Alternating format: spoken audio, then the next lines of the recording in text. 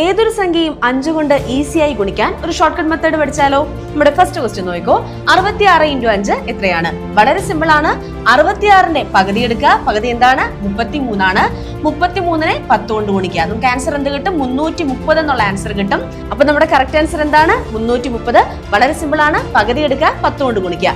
വേറൊരു ക്വസ്റ്റ്യൻ കൂടെ ചെയ്ത് നോക്കാം.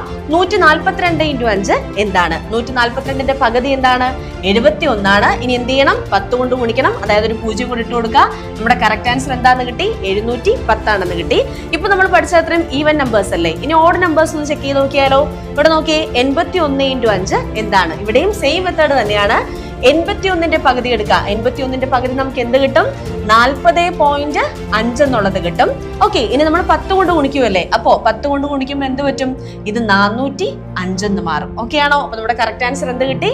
405. അങ്ങനെയാണെങ്കിൽ നിങ്ങൾക്കുള്ള ക്വസ്റ്റ്യൻ 108 × 5 എന്താണ്?